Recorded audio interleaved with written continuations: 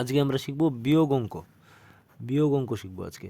তো বিয়োগ বলতে বোঝায় বাদ দেয়া, মানে কিছু সংখ্যক বস্তু বা জিনিস বা প্রাণী, যে কোনো কিছু হতে পারে, কিছু সংখ্যক জিনিস বা বস্তু বা প্রাণী থেকে অল্প সংখ্যক সেই জিনিসটা বা বস্তুটা বা প্রাণীটাকে কমিয়ে নেওয়া বা বাদ দেওয়াকে বিয়োগ বলা হয়।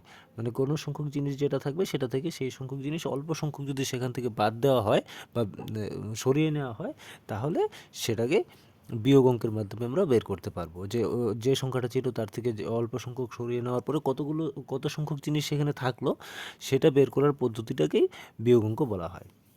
ঠিক আছে? তো বিয়োগ অঙ্ক করার সময় যেটা থাকবে অঙ্কটাতে, সেটা হচ্ছে একটি বড় সংখ্যা থাকবে আর একটি ছোট সংখ্যা থাকবে। সেই বড় সংখ্যাটা থেকে ছোট সংখ্যাটাকে বাদ দিতে হবে। আর বিয়োগ চিহ্নটা এরকম হয়, একটা দাগ। এটার মাধ্যমে বিয়োগ অঙ্কের চিহ্ন আমরা বুঝাই।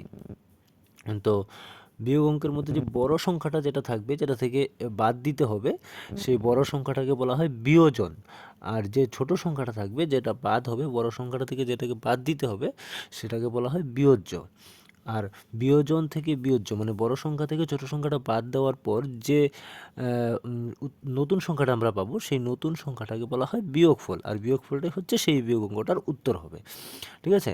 তো এটা হচ্ছে বিয়োগ অঙ্কের ধারণা। তো বিয়োগ অঙ্ক এখন এরকম হতে পারে। বিয়োগ অঙ্কগুলো কেমন হয়, একটা দিয়ে আমি এক্সাম্পল দিয়ে বোঝাচ্ছি। সেটা হচ্ছে, মনে করো তোমার কাছে 7টি চকলেট আছে। তোমার কাছে 7টি চকলেট আছে, মানে 7টি চকলেট ছিল।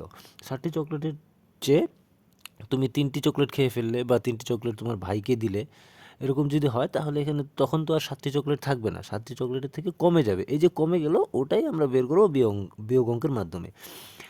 তো 7টি চকলেট ছিল, 7টি চকলেট থেকে 3টি চকলেট বিয়োগ করো। এটা কীভাবে করবো বিয়োগটা? বিয়োগ অঙ্কটা তোমরা বুঝলাম যে কোনো কিছু থেকে কিছু বাদ দেওয়াকে বিয়োগ অঙ্ক বলা হয়। কিন্তু এটা করবো কীভাবে? করার জন্য যেটা করতে হবে, প্রথমে যে সংখ্যাটা যতগুলো চকলেট ছিল, মানে প্রথম বড় সংখ্যাটা যেটা রয়েছে, ততগুলো দাগ দিয়ে ফেলবো প্রথমে। 1 2 3 4 5 6 7। এখানে 7 ছিল, 7টা দাগ দিয়ে ফেললাম। 1 2 3 4 5 6 7 দিয়ে ফেললাম। তারপর কয়টা চকলেট তুমি খেয়ে ফেললে বা তোমার ভাইকে দিয়ে দিলে? 3টা চকলেট। তাহলে এখান থেকে 3টা দাগ কেটে দিতে হবে।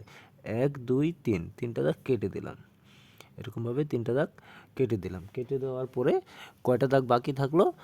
1 2 3 4। মানে 7টা চকলেট থেকে যদি 3টা চকলেট খেয়ে ফেলো, তাহলে 4টা চকলেট বাকি থাকবে।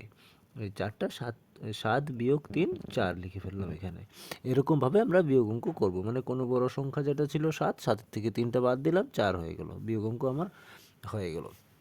পরবর্তী আরেকটা যেটা রয়েছে, তোমার কাছে মনে করো 6টি বেলুন ছিল। 6টি বেলুনের থেকে 3টি বেলুন ফেটে গেল বা 3টি বেলুন তুমি ভাইকে দিয়ে দিলে, এরকম হতে পারে। তাহলে বড় সংখ্যাটা হচ্ছে 6। 6-এর জন্য 6টা দাগ দিব। 1 2 3 4 5 6। তারপরে 3টি বেলুন সেখান থেকে তুমি ফাটিয়ে দিলে, 3টি বেলুন ফাটিয়ে দিলে, তাহলে এখান থেকে 3টা দাগ কেটে দেবো। 1 2 3। মানে এখানে 6টা বেলুন ছিল, 6-এর থেকে 3টা বেলুন ফেটে গেল, 3 বাদ হবে। 6 বিয়োগ 3। তো উত্তর কত হবে তাহলে? 1 2 3। 3 উত্তর হয়ে গেল। এরকমভাবে আমরা বিয়োগ অঙ্ক করব। বিয়োগ অঙ্ক করার সময় বিয়োগ অঙ্কের যে কোনো সংখ্যা যদি থাকে, যে কোনো সংখ্যা থেকে যদি শূন্য বিয়োগ করতে হয়, তাহলে শূন্য বিয়োগ করলে কোনো রকম পরিবর্তন হবে না, সংখ্যাটার কোনো পরিবর্তন হবে না। মানে যে কোনো সংখ্যা, মনে করো 5 নিলাম আমরা, 5-এর থেকে যদি শূন্য বিয়োগ করতে হয়, তাহলে কোনো রকম পরিবর্তন হবে না। 5-এর থেকে শূন্য বিয়োগ করলে 5ই হবে। কেন হবে এটা দেখাচ্ছি। আমরা এই পদ্ধতি দিয়ে করি। 5-এর জন্য কয়টা দাগ ছিল? 5টা দাগ। 1 2 3 4 5টা দাগ। তার মধ্যে কয়টা দাগ আমাদের বাদ দিতে হবে? শূন্যটা। শূন্য মানে তো কিছুই না, তাহলে একটাও দাগ বাদ হবে না, তাহলে উত্তরটা 5ই হবে। আর যদি আমরা যে কোনো সংখ্যা থেকে সেই সংখ্যাটাই বাদ দিই, যে কোনো সংখ্যা থেকে সেই সংখ্যাটা, মানে বড় সংখ্যাটা যেটা হবে, যে সংখ্যা থেকে বাদ দিতে হবে, বিয়োজন আর বিয়োজ্য, এটা থেকে 5, দুটো সংখ্যা যদি একই হয়, তাহলে তার উত্তরটা হয়ে যাবে 0। কেন? প্রথম সংখ্যাটা 5, তাহলে 1 2 3 4 5, 5টা দাগ দিলাম। বাদ দিতে হবে কত? 5। তাহলে আবার 5টা দাগ বাদ দিতে হবে। 1 2 3 4 5, 5টা দাগে বাদ দিয়ে দিলাম। তাহলে কয়টা দাগ থাকলো? একটাও থাকলো না, মানে 0। ঠিক আছে? তার মানে এই জিনিসগুলো মনে রাখতে হবে যে যে কোনো সংখ্যা থেকে যদি শূন্য বাদ দেওয়া হয় তাহলে কোনো পরিবর্তন হবে না, সেই সংখ্যাটাই হবে। আর যে কোনো সংখ্যা থেকে যদি সেই সংখ্যাটাই বাদ দেওয়া হয় তাহলে উত্তরটা হবে শূন্য।